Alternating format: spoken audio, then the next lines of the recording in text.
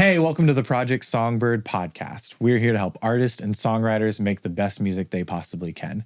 In this first episode, we're going to talk about who we are, how we got here, and what we hope to do in the future.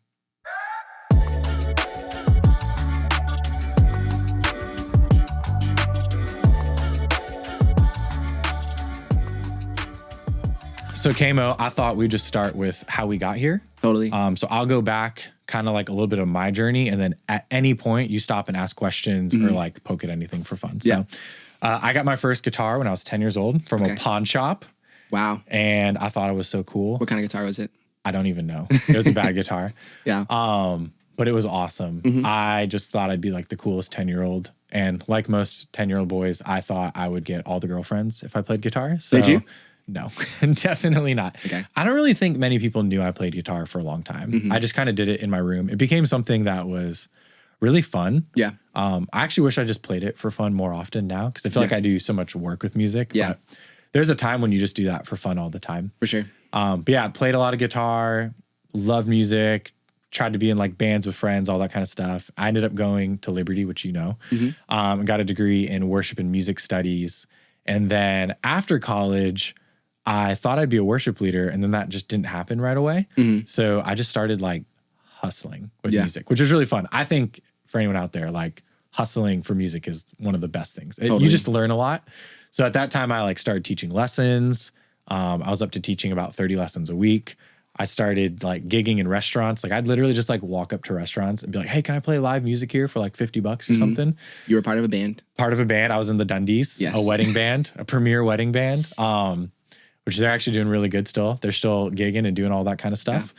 Yeah. And then I borrowed I don't know if you've ever seen it, the USB Snowball microphone. Yes. Okay, that was like the first microphone I ever borrowed. Didn't even have an interface. And I had a friend named Hannah, and I just wanted to start getting into like playing with recording music. And so she was like, oh, like I would love to record songs. And so I think I charged her like $50 a song. Wow. And we did a couple songs. And then there's like a second time that we just traded, and like she did some pictures for me and Kiana. Okay. But yeah, that was like the first job I ever did, and it was awful. Like I was not good at what I did, and like I recorded everything. Like I programmed all the drums and like recorded all the guitar parts. Like we'll put a link at the bottom of whatever of her first project, so that you can go listen to David's work. It still is there. It still is there. Like granted, at the time, like I was stoked. She was stoked. Like she knew she wasn't paying like thousands and thousands of dollars. She was very happy just to get her songs out. So even though it's 10 years ago, it's still a pretty fun project. Yeah.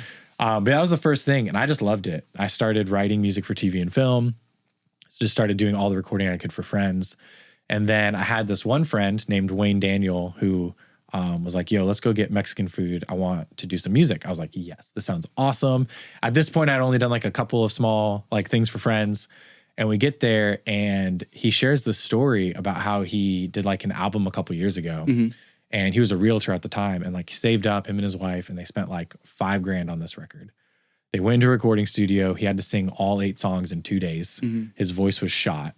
He did not do a good job. He didn't like the way the songs were produced and all that, but he just showed up to sing basically at this point. They gave him back like this finished CD, and he did not like it. He literally threw it away. Yeah. Like no one that I know is like, it's not out there. Yeah. And so he spent $5,000 on this. And I'm not trying to say that like all recording studios are evil or anything. There's a lot of amazing studios out there. But this was really like the first time for me that I saw like, oh man, like there's a lot of people that aren't getting kind of what they want as an artist. And it was hard for me to see as like a friend. So at the time he was like, hey, what would it look like if I like helped you upgrade some of your gear? And like we really went hard at like a full album. I was like, yes, I love this idea. So he actually bought me my Slate microphone. Okay. He bought me like a nice interface, and like we just went for it. We made an album, and he was happy. Like, which is really fun for me to be like, man, he paid all that money for a studio and he wasn't happy. And then like here we are in like the sunroom of my apartment making this album, and he's like stoked about it. It's like, okay, like I think we're onto something. And man, even when I listen back to that, it's like it's still not like amazing, but at the time it was like the best I got. Yeah. And so I just kept spending a lot of time on YouTube, like trying to learn, trying to grow. I think anyone out there, if you're trying to get better at a craft, like you just have to do it a lot. Yeah. And if you can do it and like start to make some money from it, it makes it really easy to actually like get projects done. So then that kept going. I was like doing Craigslist ads and everything. And actually. Which worked for you a little bit. It worked a little bit. Yeah. It wasn't the best. I don't do it anymore. Yeah. And you definitely get like a wide range of people from Craigslist. No way. Yeah. Surprising. And then I started working for a guy named John Mark Pantana, who is awesome. His music is awesome. And his record like went really well. I think it had like 17 million streams across all the platforms in the first year. And that was like one of the best projects that I mixed at the time. And so at that point, like I just stopped Craigslist. I stopped like trying to market myself. And basically people just heard about my name and wanted to hire me, which is awesome. And that's basically what I've been doing for the past 6-7 years. Yeah. Is just sitting back and people have been coming to me to do work, and it's been awesome. I feel like I really care about artists and their songs, and I want them to get what they want in the end. Yeah. Which, you know, we talk about this all the time. I'm telling you this like the story, but you know all this. Yeah. But all that said, like I've been doing a really good job, but a couple months ago I had this dream. And in this dream, I basically was like running a company, but it wasn't like me. It was like a company where I was still doing mixing and mastering. I was still working with artists. I was still helping people, but it wasn't like my name because I've been operating under David Michon Music for so long. Yeah. And I woke up and I was like, man, like, why haven't I really pursued this? Like, I want to build something bigger than my name. I want to build like a brand that I could be proud of. I want to build like a brand that I can bring people into. And that's when I like hopped on the phone with some friends. I hopped on the phone with you and I was like, KMO, like, I'm having these thoughts and these feelings. Yeah. And I started like, hey, just be thinking about this. And then later, I know I came back to you and I was like, I want you to be my producer. And I think we could do something really great. Like I can mix and master, you could produce, we could start to put out like free resources and do all that kind of stuff. And you're just like the perfect person to think of. So why don't we go back and you share kind of about a little bit of your producing story and how you got here and how we met. Yep. And then we'll go from there. Totally. So yeah, music's kind of like always been a part of my life. Since I was like 6 years old, been playing piano, all the things. I remember when my godfather taught me how to play Twinkle Twinkle Little Star and Mary Had a Little Lamb, and I was just like, this is the best thing. Yeah, and so my mom put me in piano lessons. No hot cross buns? No. Okay. No. It wasn't a popular one at the time for me at 6 years old. Different generations. And so, yeah, my mom put me in piano lessons, and so there was just kind of a progression. I wish I took piano more seriously, but I was just never that studious about it. I just kind of did what was natural to me and learned, I guess. But fast forwarding to, I would say middle school, and then I, became a Christian, started believing in Jesus, started going to church, and that kind of gave more meaning to music. It gave me purpose and why I was doing it. And so started serving in church, really working on my craft. Yeah. And which, like, side note, church is an amazing place to work on your craft. I'm not saying like you should just go to church to work on your craft. But like when you're like trying to learn music and you want to play with other musicians or trying to do product or anything, like it's just a great place where like you can actually get people that are they want to help you. Like your church probably wanted you to keep being like a better piano player and like to grow and to be involved. So and it's low pressure because like they're not paying you. There is a standard at most churches, but for the most part they're about development if they're good leadership. But at some point in time, I had always taken note of people producing music, and I think I'd always had an admiration for people that could produce music, but I just never thought at that age I could do it. So like fast forwarding to like 15, 16 years old, I was like, oh, that's cool. Maybe I'll do that one day when I'm like 25. Yeah. And just thought it wasn't possible for me. But I was like drawn to it. I remember I had like an old like computer. I don't even remember. It was like a Dell or something like that. And I got like a free version of Ableton, like the demo version where you can only have like 8 tracks Ableton total. was your first? Yeah. Okay. GarageBand was my first. Okay. So, cool. Yeah. I veered it was only because I didn't have a MacBook at the time. Yeah. So I did the demo thing and just did what I could with like 8 tracks. And I was like, man, I really want to keep doing this, but I don't know how. And I came across some guys at my church that were like my age that were doing the thing. Like they were like in all this equipment and like had MIDI keyboards and all the things. And I was like, you guys can do this? Yeah. And they're like, yeah, and you can too. And I was like, no way. And so I was really inspired by them. So I got my first job at Chick-fil-A.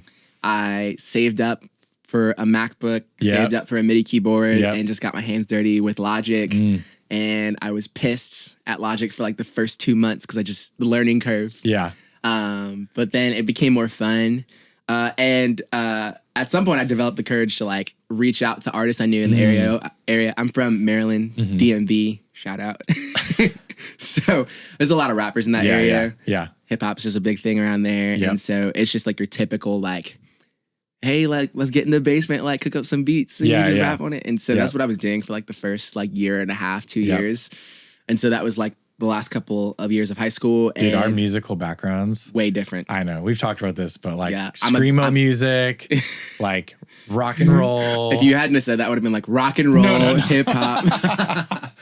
But like, I do think it's fun. I think I have more of appreciation for hip hop and rap than you do for rock. But that's fair. It is fun to have a wide range of like things that you like in music. That's fair. Which I think is important as a producer. Yeah, totally. Yeah. And so like, but at that time it was only hip hop for me because that's all anyone wanted to do in my area. But I wanted to veer off into other things. But so I had been planning to go to Liberty University for quite some time. I was gonna go for a music and worship degree, same degree you did. Yep. Because I thought I might have wanted to go into ministry, which is not completely off the table. But I again just saw myself going in this direction of making music, creating songs, all the things.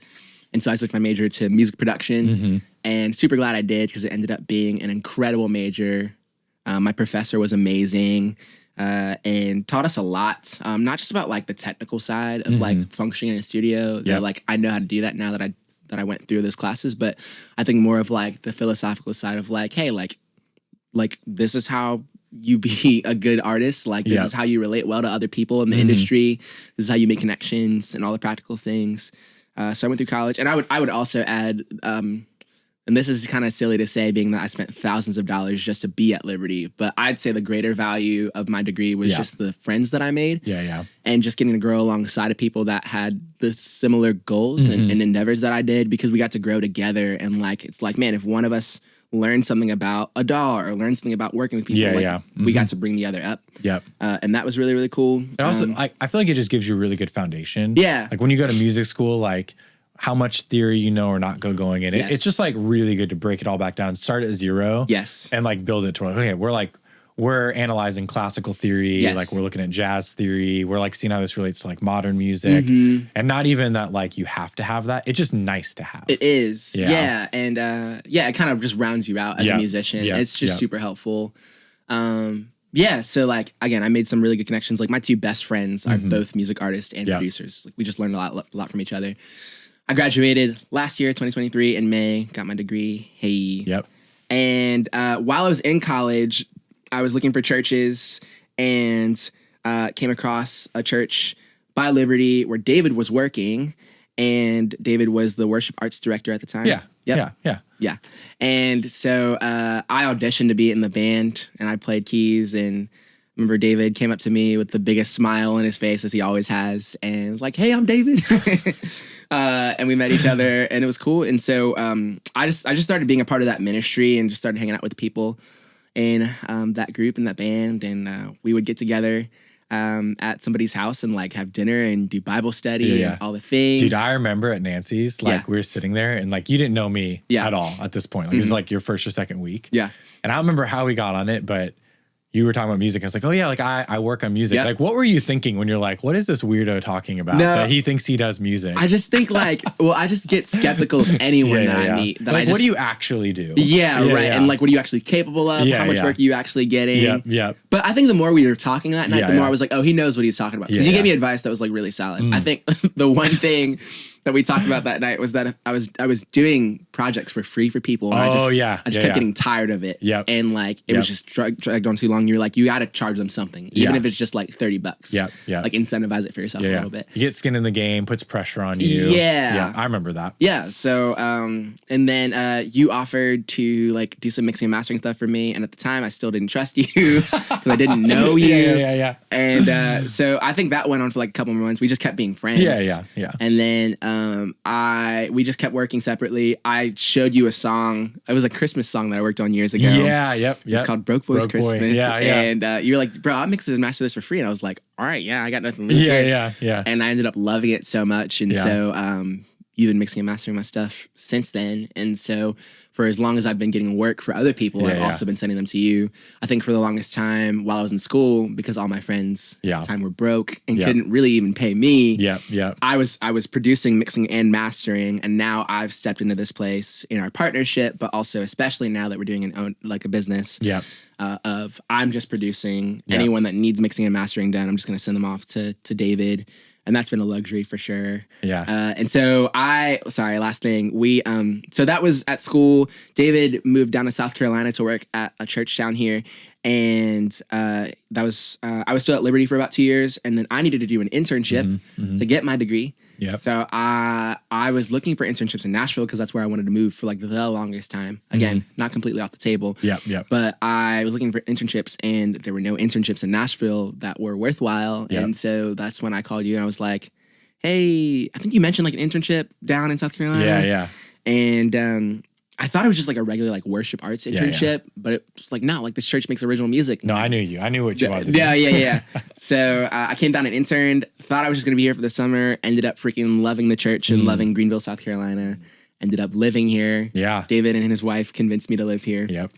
So anyways, and now we're doing this business thing. Yeah. So, which is really great. And I think like along the way too, even though you did your own stuff, you kept producing for other people too, which I don't know if we ever talked about this, but like that's been like my biggest dream for you since I met you. Yeah. Whenever I meet anyone in college that like wants to do something in the creative field, it's like, man, do not spend your college years just doing school projects. Right. Like do some work projects, like go talk to local businesses. Like if you're a graphic designer, don't graduate college and like the only thing you have is like your portfolio of like your school projects. Have like a portfolio of like actual people you've worked with in the real world. Yeah. Because it's just so different.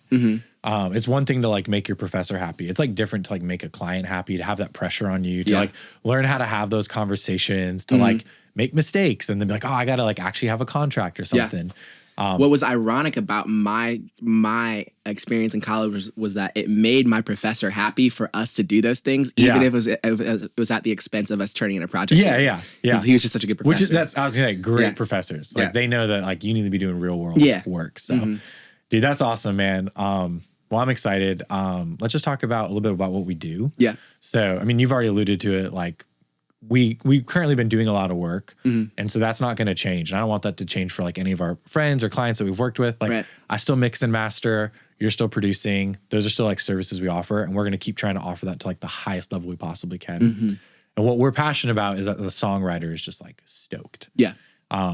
Like we never want them to get back their song and be like, yeah, this isn't what I wanted. And like, we're going to work really hard to do that.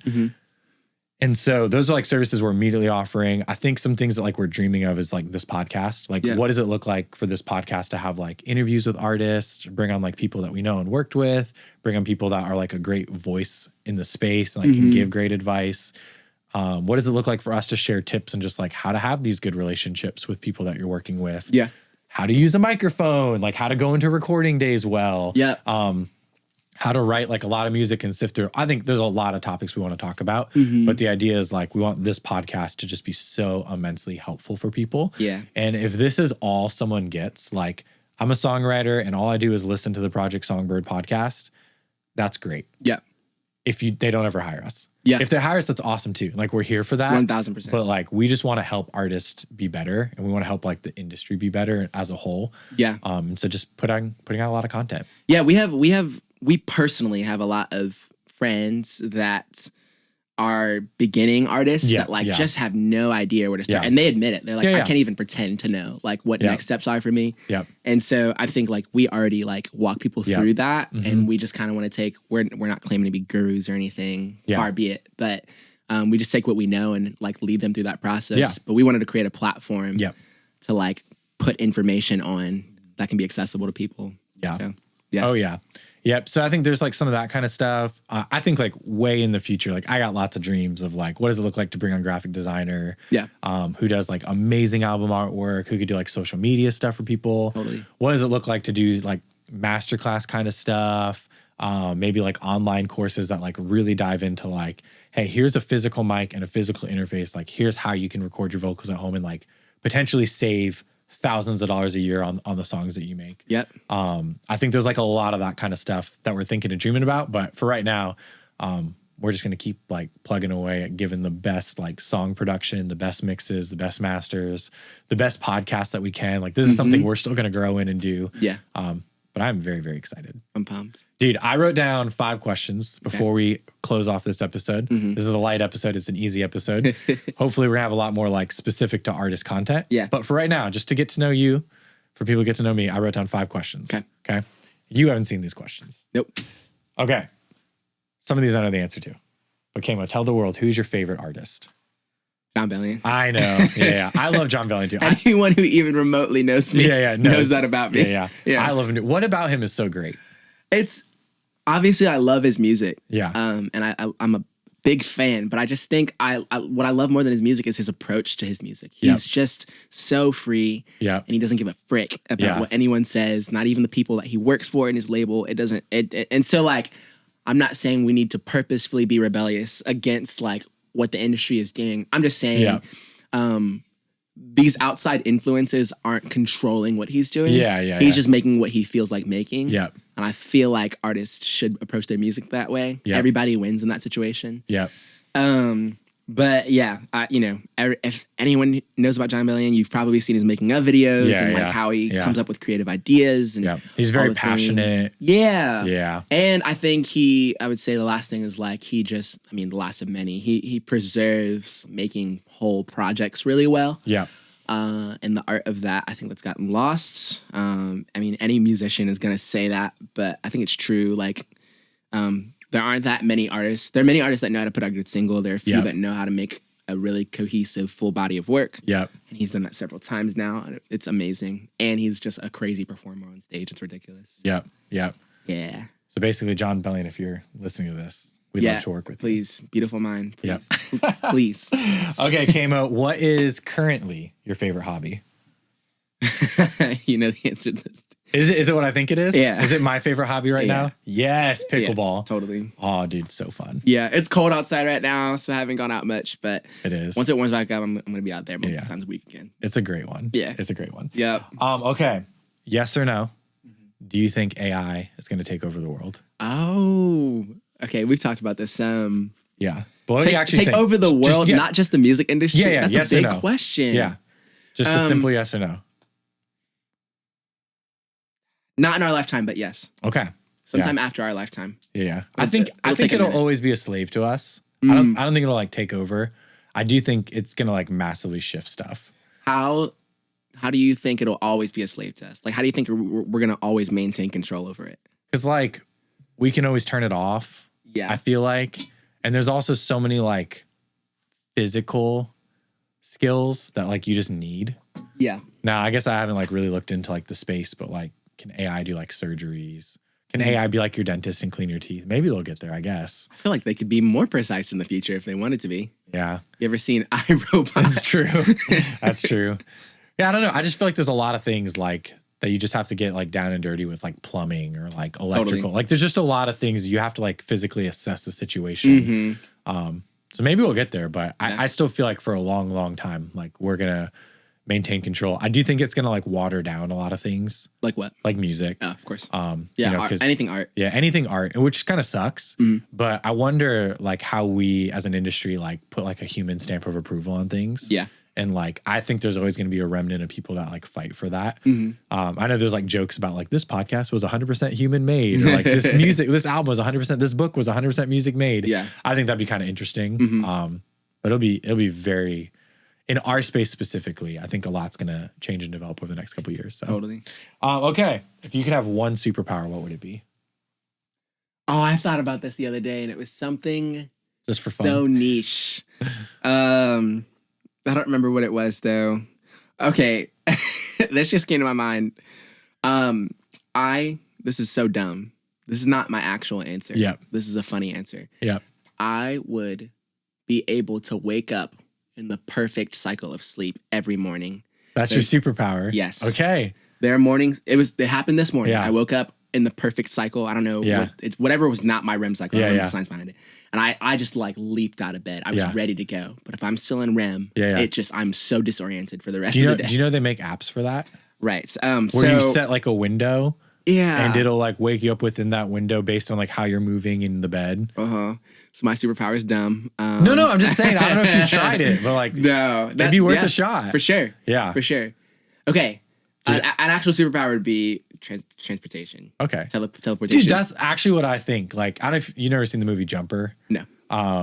But is that before my time? It is before your time. Yeah. Not that old, but It's just so cool, man. Just imagine being able to go anywhere you want in the world. Like he was just like jumping like top of the pyramid, like jumping like any major city. He used his powers for bad. He was like jumping into bank vaults and stealing them. I was gonna say that would solve all the world's problems, but definitely not. But like it would be really cool. Just like, man, I want to go like visit my parents. I want to like go to the beach. Like it'd be really cool too if you can like take someone with you and you're teleporting, because that'd be fun. Okay. Last question. I know the answer to this, but I think it's going to come out in a lot of things just in your life and conversations. What's your favorite TV show? The Office. Yeah. Do you know, for me, The Office is number 2. Yeah, we talked about that. It's not. Is it Parks and Rec? Sherlock Holmes. Oh, I did not know that. Yeah. With Benedict. Okay. Cumberbatch. Yeah. Yeah. It's like, I think The Office is great, but to me, like Sherlock is just so creative, so inventive. It has like such a good story. Yeah. Like the art behind it to me like pushes it above The Office. Where, like The Office is still great. Yeah. But it's like, man, this is like quality. Yeah. If that makes sense. For sure. I mean, The Office is like quality art in a different way. Yeah. But a close second for me would be How I Met Your Mother, honestly, as far as like sitcoms go. Okay. I don't know if you've ever watched that. Oh, yeah. Okay, cool. Yeah. I just love the plot line. Yeah, Some people don't like how it ends, and to them I say you're wrong, but it's cool. I'm cool with the ending. Yeah. It makes sense to like why he's telling the story to his kids. Yeah. I think people don't like how it ended like pretty quickly with the actual mother dying so fast. Spoiler alerts. Oh. Yeah, okay. If they haven't seen it by now, they don't want to see it. Yeah. Yeah. No, that was a fun show. Yeah, it was good. Yeah. Well, dude, I am very excited about what we're going to do in the future. So hopefully this is one of many episodes we do. Yeah. Awesome. Well, good time. Thanks for joining. Yep. Tweet. We're keeping that.